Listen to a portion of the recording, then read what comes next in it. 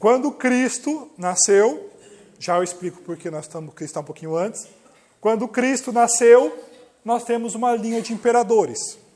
Cristo nasce do imperador César Augusto. No tempo de César Augusto,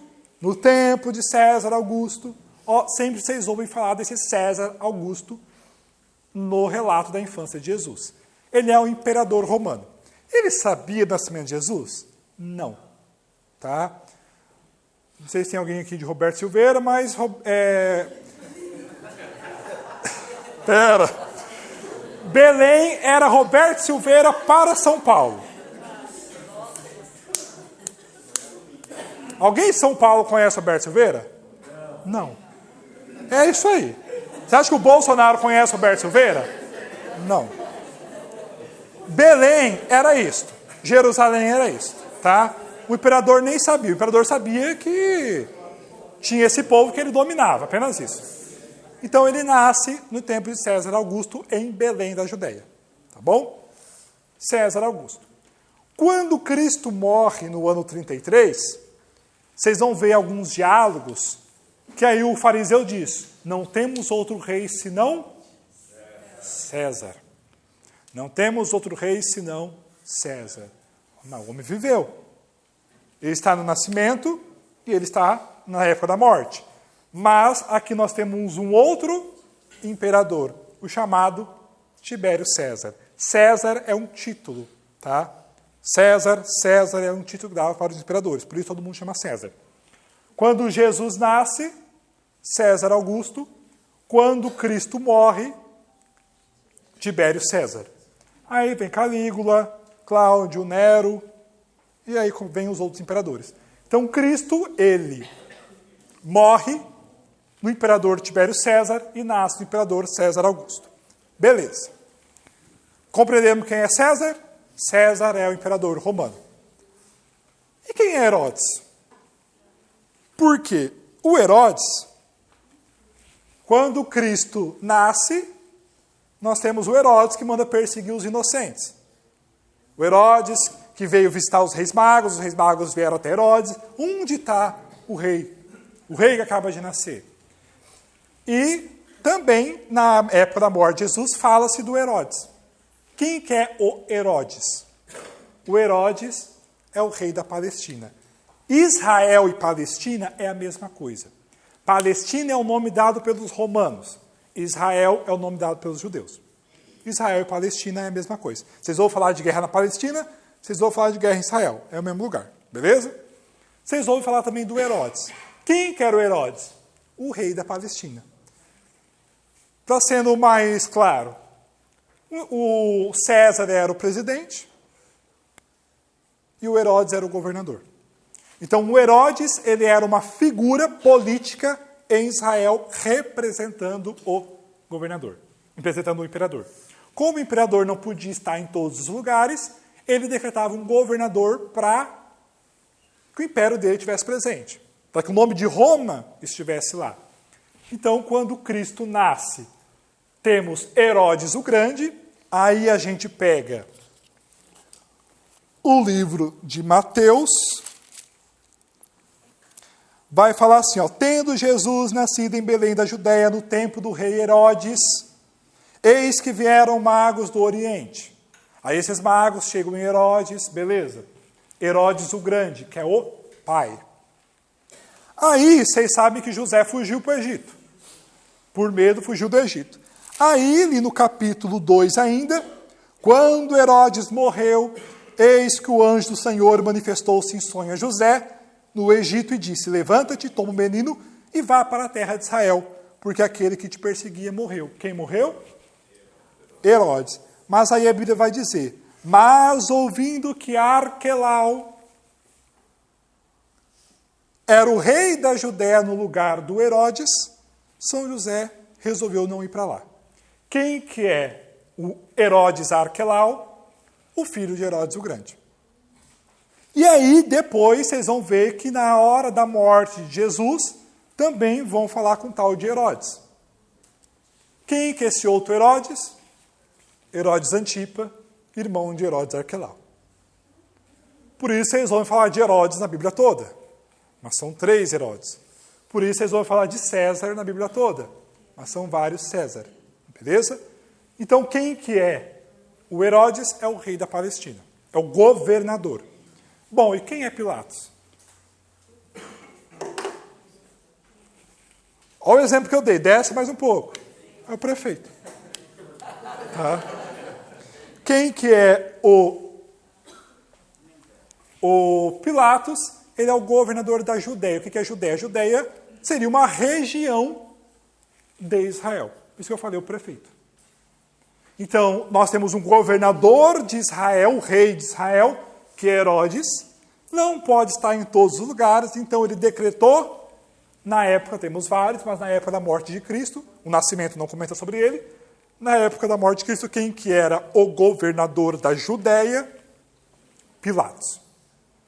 Então, compreendemos o que é o César, compreendemos o que é o Herodes e compreendemos quem que é o Pilatos.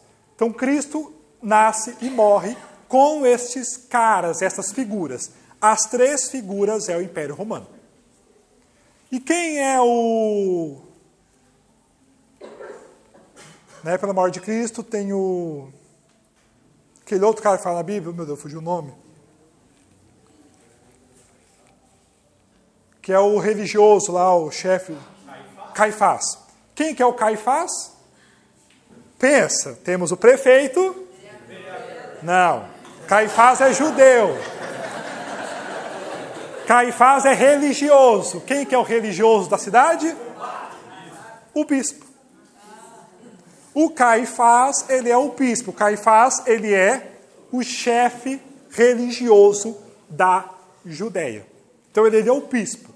Ele é o representante da religião de Judá, de Israel, ali na Judeia.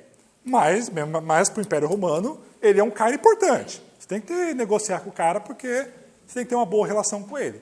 Mas o Caifás, nessa história, seria o líder religioso de Israel. Beleza? Beleza.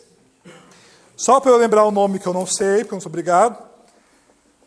Dionísio, o Pequeno, no ano 525 depois de Cristo, 525 depois de Cristo, um bom tempo depois, 525, Dionísio, o Pequeno, era um monge, esquece. Dionísio Pequeno era um monge e foi convidado pelo imperador romano a descobrir quando Jesus nasceu. Ele era um monge, um astrólogo, um cara importante, um cara inteligente, um escritor, e ele é convidado pelo imperador. Muito obrigado. Ele é convidado pelo imperador em 525 depois de Cristo, já com contexto cristão, para calcular quando Jesus nasceu. Ele recebe essa missão. Ora, ele recebe a missão de descobrir quando Jesus nasceu. Qual que é as informações que ele tem? Porque até então a história era contada a partir da fundação de Roma. Comentei com vocês. 753. Cristo nasceu no ano 0, nasceu no ano 753, depois da fundação de Roma, e aí a história é contada. Então ele nasceu 1500 e pouco, o monge. Ele então recebe a missão de descobrir quando Jesus nasceu. Ora, qual que é as informações que ele tem? Ele tem informações documentais do Império Romano, correto?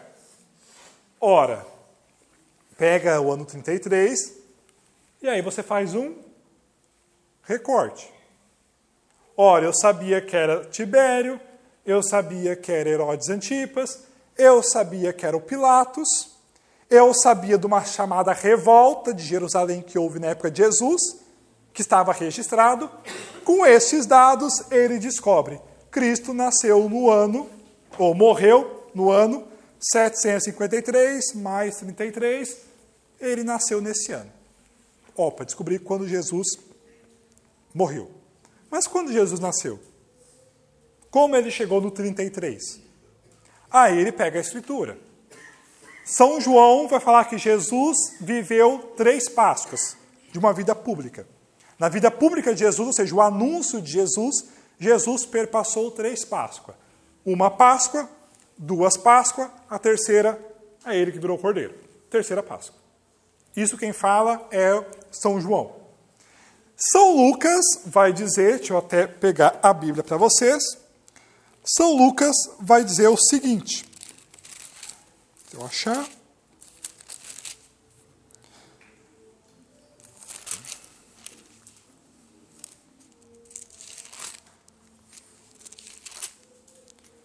Ele começa, o São Lucas, dizendo aqui. Não é. Enfim, vai dizer, agora eu não me recordo onde, porque eu acabei não anotando. Jesus, por volta dos 30 anos, foi para o batismo. Jesus, cerca de 30 anos. Ora, se Lucas fala que Jesus começou sua vida pública por volta dos 30 anos, e São João fala de 3 Páscoas, eu chego no ano 33. Ele viveu 33 anos. Se eu descobrir quando ele morreu, eu jogo 33 anos para trás. Bom, ele nasceu no ano 0, no ano 753, depois da fundação de Roma. E aí ele estabelece isso para o imperador, e o imperador fala, a partir de hoje, nós estamos no ano 525. E aí começa a contar a história a partir disso. Este cálculo feito, até que foi um cálculo muito certeiro. Por quê? Depois descobriram em Delfos uma pedra que falava do nome de Herodes, na época ali de São Paulo Apóstolo, e viram que, naquela época, Cristo já tinha morrido, mas ele perseguiu. Então houve um erro de aproximadamente 4 anos. Então a gente fala que Cristo nasceu 4 anos antes. Por que não mudamos o ano? Porque ao invés de ser 2022, não é 2026. Porque tanto um quanto o outro é algo incerto. Trocar um incerto pelo incerto, melhor a gente ficar em 2022 mesmo, né? Vamos pular mais 4 anos não. Então ficamos nisso. Mas foi um cálculo feito para descobrir quando Jesus nasceu. Mas vamos pensar, depois de 525 anos, que foram pensar em quando Jesus nasceu. Se você chegar em Jesus, quando você nasceu? Ele é Deus, ele vai saber, mas eu não sei. Por quê? Porque as pessoas não tinham calendário. Como que era o calendário? Olha para o céu. Você vai descobrir qual que é a lua, e aí você sabe mais ou menos onde você está. Hoje você pega o celular, olha, hoje é o dia tal do ano tal, com a lua tal. Naquela época não tinha isso. Então não era costume das pessoas celebrarem o aniversário. Vocês já ouviram festinha de aniversário de Jesus na Bíblia? Parabéns. Não. Vocês não veem isso na Bíblia. Por quê? Porque não era tradição das pessoas celebrarem o aniversário. Não celebravam o aniversário. E durante muito tempo também não se celebrava o aniversário. Ah, quando o fulano morreu, então. Nós estávamos colhendo algodão. A gente colhe o algodão ali aproximadamente, perto do fim de ano, beleza. Ah, então ele nasceu no dia tal. E aí definia isso. Tanto é que o aniversário da boa parte dos cristãos até a modernidade era o chamado aniversário onomástico. O que é o aniversário onomástico? É o aniversário do santo do seu nome. Por quê? Porque naquela época só se dava nomes de santos. Normalmente, o dia que você nasceu, você vê qual é o santo e esse é o seu nome. Então já era algo prescrito. Você não escolhia. Não tinha as invenções malucas que hoje os pais têm de criatividade para inventar nome para filho. Então quer dizer, hoje fulano nasceu. Que dia que é hoje? Hoje é dia de São Mateus. Aí já batizava, eu te batizo, em nome do Pai, beleza? E aí, no dia de São Mateus, eu dou parabéns para aquela pessoa. Parabéns, Mateus, hoje é o dia do seu santo. Parabéns, São Gabriel. Parabéns, Santa Maria. Parabéns, Santa Felicidade, por aí vai. Era isso que era celebrado. Tanto é que dia que Jesus nasceu do ano? Que dia que ele nasceu do ano? Isso na teoria, né? Na prática, nós não sabemos. Por quê? Porque o dia 21 de dezembro é o chamado solstício de inverno. Nós do sul do mundo começamos o verão e no norte começa o inverno. Até que o Papai Noel lá tem neve, a gente não tem nada disso, né? Por isso que nos filmes, Natal não tem nada de coisa. Mas nós estamos no calor, eles estão no frio. Dia 21 começa, então, para eles lá o solstício de inverno. Vai escurecendo, escurecendo, escurecendo o ano, a noite vai ficando cada vez mais longa. Chega no dia 21, o que começa? O dia começa a ficar mais longo novamente. Vocês percebem que parte do ano amanhece mais cedo, parte do ano escurece mais cedo. Tanto é que agora, sem horário de verão, chegou dezembro, 5 horas, o sol está raiando. Ao passo que nós estamos agora, 6 horas, está meio que escuro ainda. Então, quer dizer, dia 21 de dezembro, o sol volta a aparecer.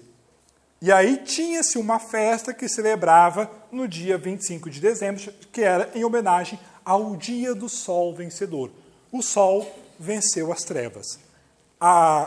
O clarão venceu a escuridão.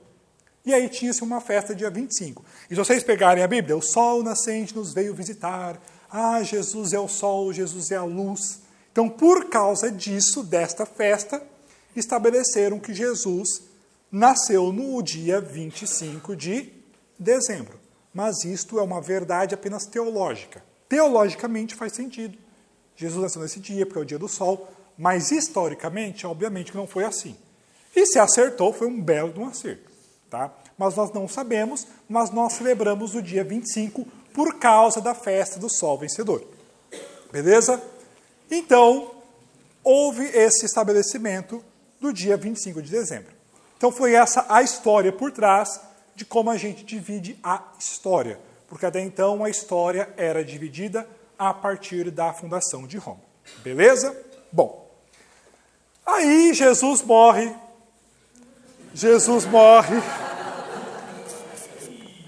Ah, apagou. Ufa! Jesus morre no ano 33 depois dele mesmo. Tá? Bom, e aí a gente tem toda a história. Quando Cristo morre no ano 33, nós vimos que tinha o Império Romano, nós vimos que tinha os gregos, tanto é que qual as 3 línguas da cruz? Latim, grego e hebraico. O grego, porque era a língua universal da época. Era o inglês nosso hoje. Todo mundo falava grego. Tanto é que a Bíblia do Novo Testamento foi escrita em grego. O latim, porque era a língua dos romanos. E o hebraico, porque era a língua dos judeus. Então aqui nós temos 3 povos importantes, né, para o cristianismo. Roma, Grécia e os judeus, que seria Israel. Com a união de Grécia e Roma, nós temos a cultura, junto as 2 palavras, greco-romana, que é a junção das 2 culturas. Cultura greco-romana.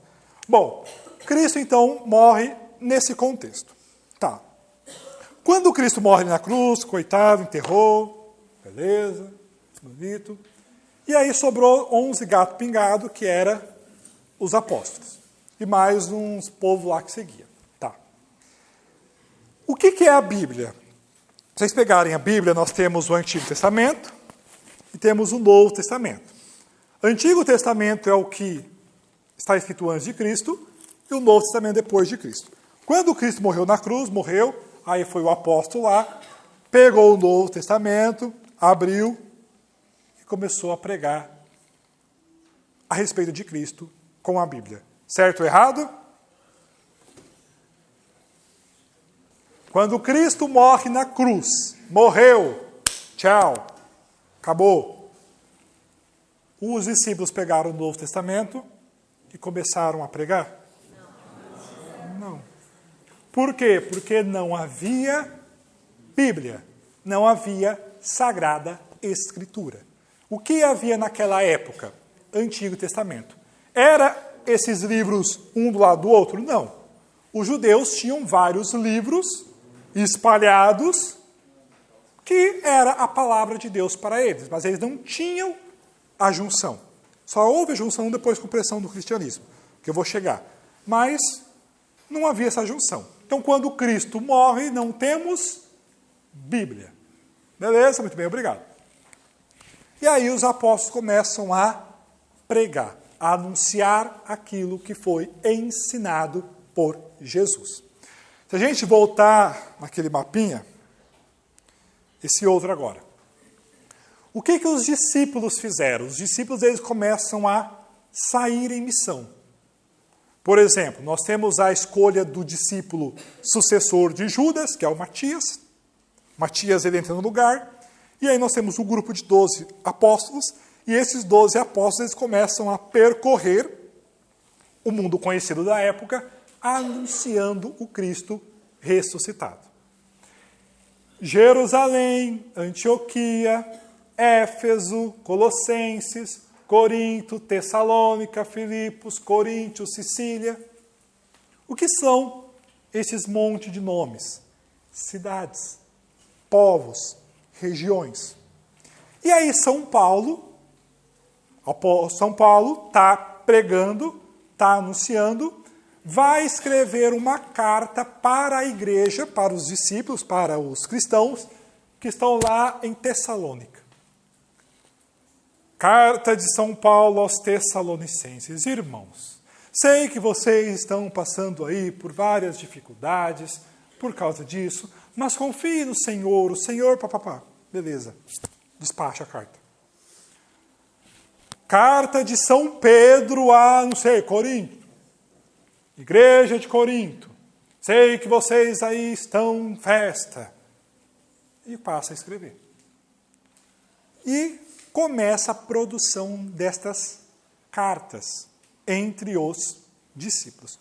O problema é que, só confirmar o ano 51. A primeira carta escrita foi no ano 51, que foi a carta de São Paulo aos Tessalonicenses. A primeira carta a ser escrita foi no ano 51, ou seja, quase 20 anos depois da morte de Cristo, por meio de São Paulo.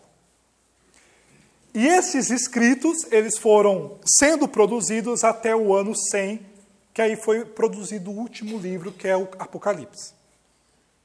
Ou seja, quase aí, 50 anos de produção desses livros. E como era uma produção desse livro?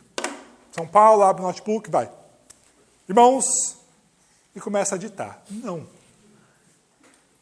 Abre uma pele de um cordeiro tratada, pega uma pinça, molha, desenha uma letra, desenha outra letra, espera secar.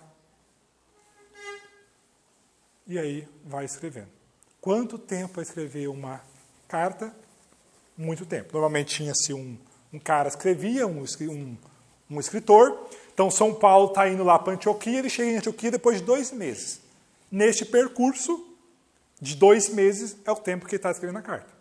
Então, vamos dizer que cada dia ele escreve uma frase ou 2 frases. Era assim naquela época.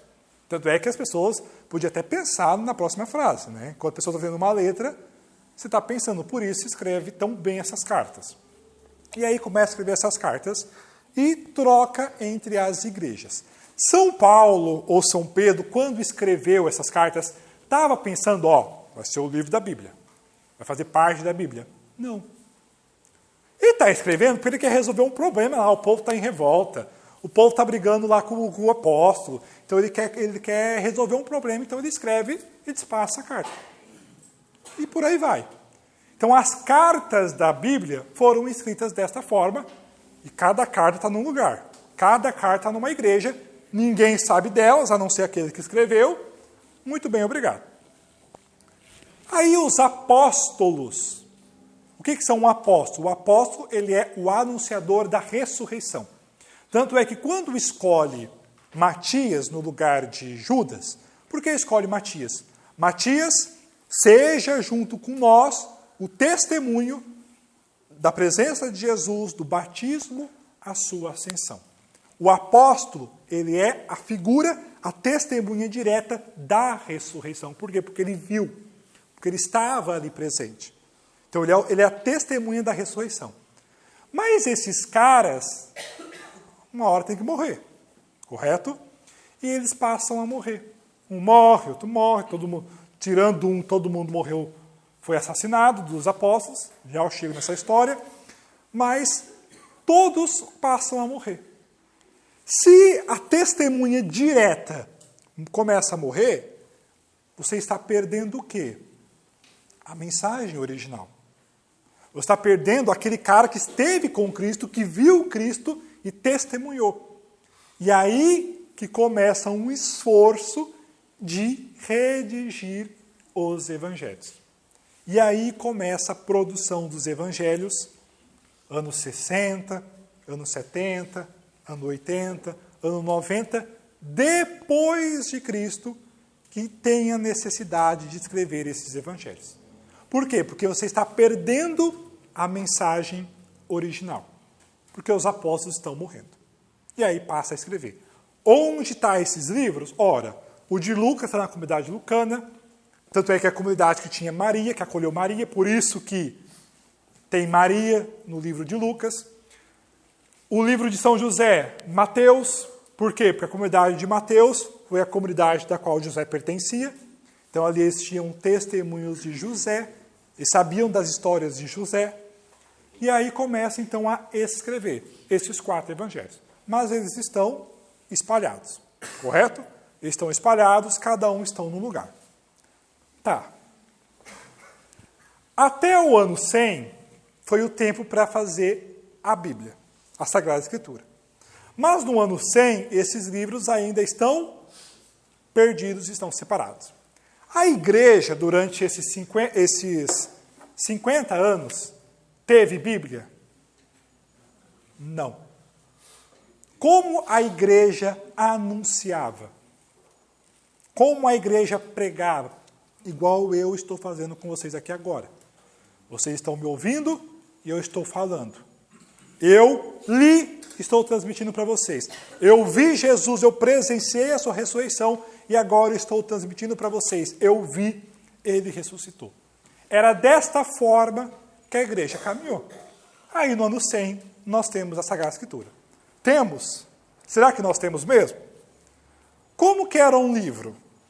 Que eu disse para vocês, era um pergaminho, uma pele, enfim, era aquilo que usava. Então, um livro da Bíblia era um baita de um rolo. Ao passo que uma Bíblia era uma biblioteca. Correto? Podemos pensar, fazer esse raciocínio. Quem tinha acesso a isso?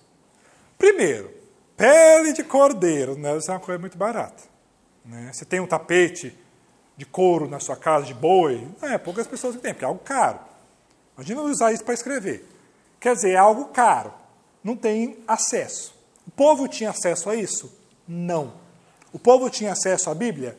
Não. Quem tinha acesso a isso? Ora, quem tinha poder econômico, ou talvez lá uma igreja tal, uma catedral, alguém que tinha essas Bíblias guardadas.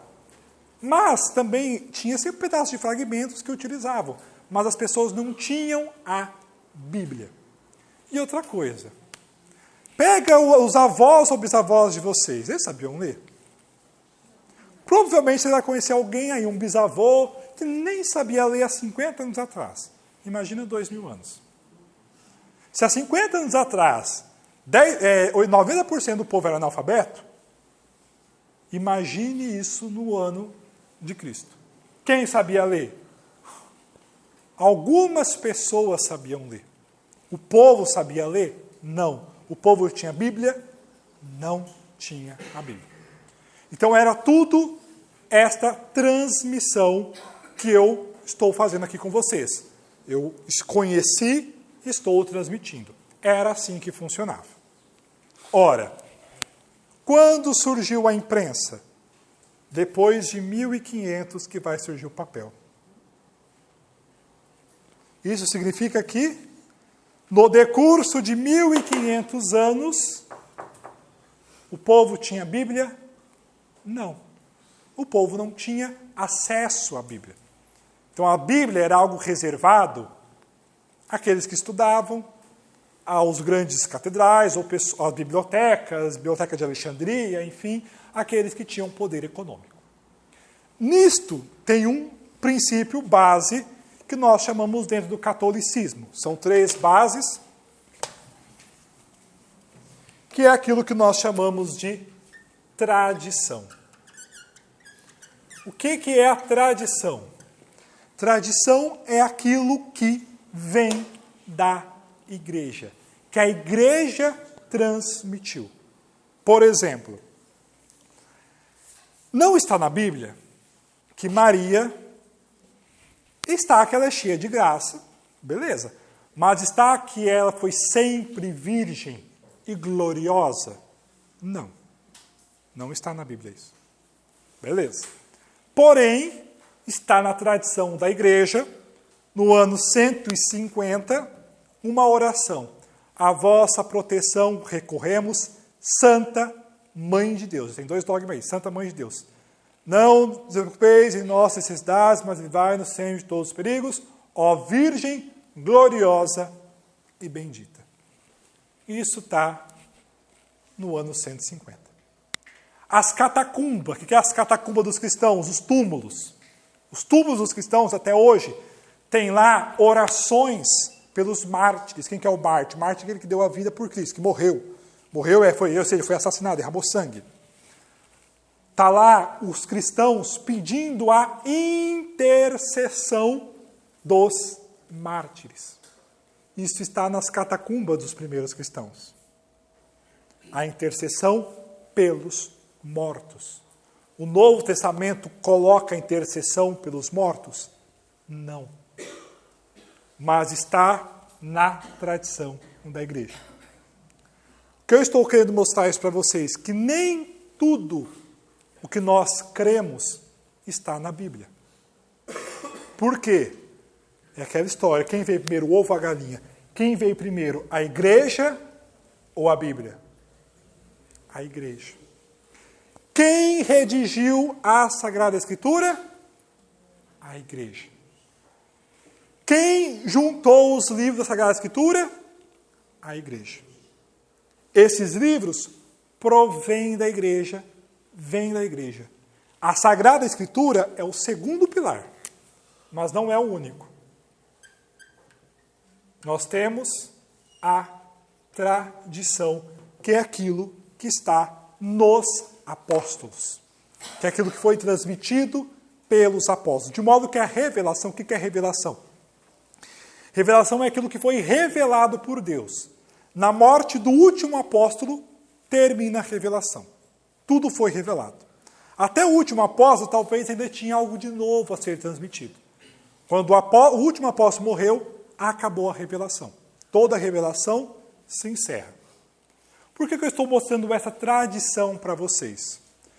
Com todo o respeito que eu vou falar agora, não estou querendo degredir ninguém, beleza?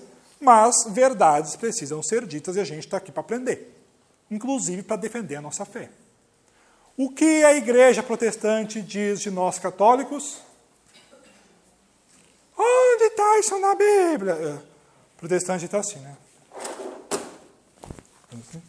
Onde está isso na Bíblia?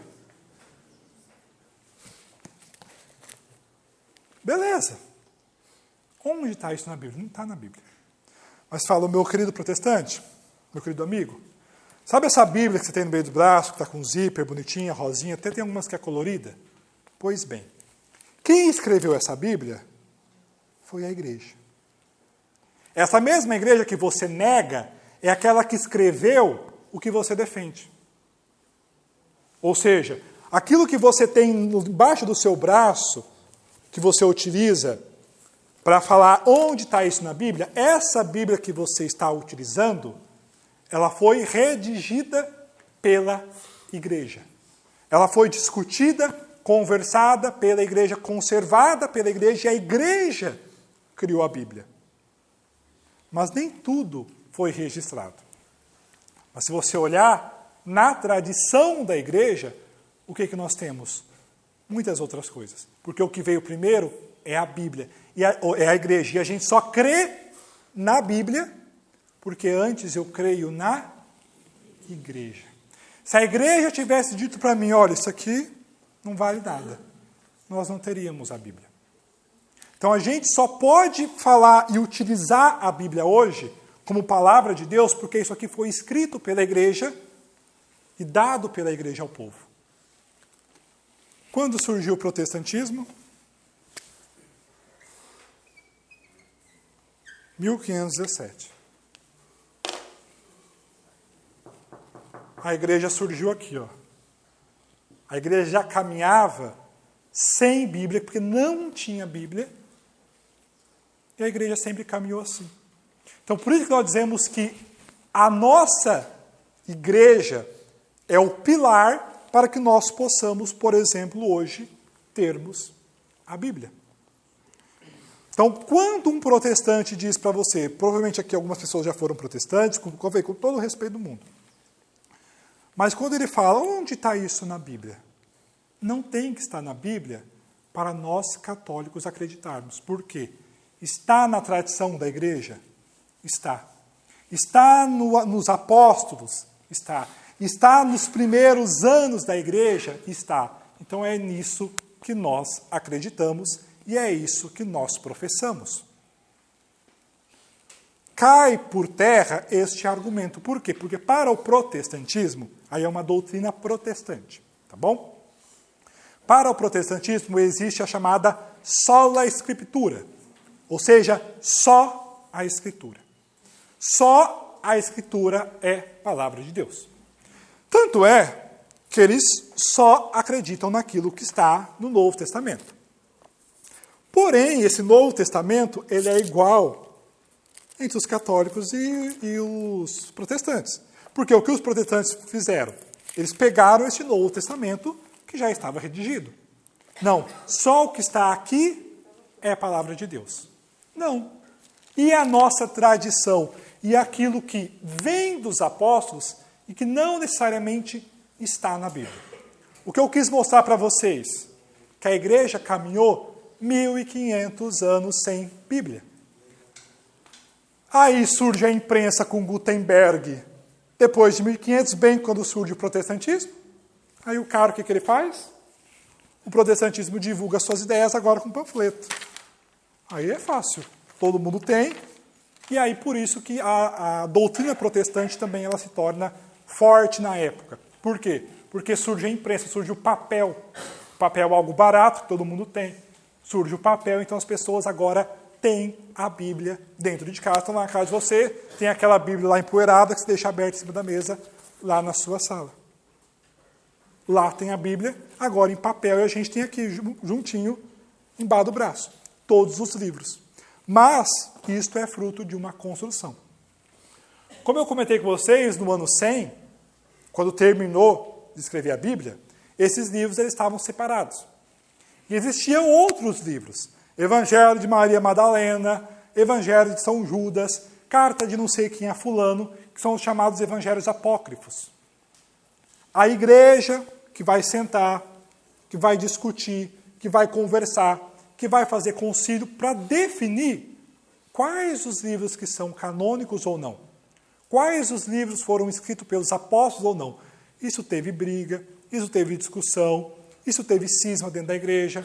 Alguns queriam uma coisa, outros queriam outra. Um falava que só podia ter 4 livros, outro queria colocar 50 livros. Então isso foi um processo de construção que a igreja teve que discutir, conversar, para poder definir aquilo que nós temos hoje como Bíblia. Tá bom? Mas nós temos então 2 pilares, vamos ter mais um, eu vou falar depois, que é o pilar da tradição e que é o pilar da Sagrada Escritura. Tranquilo?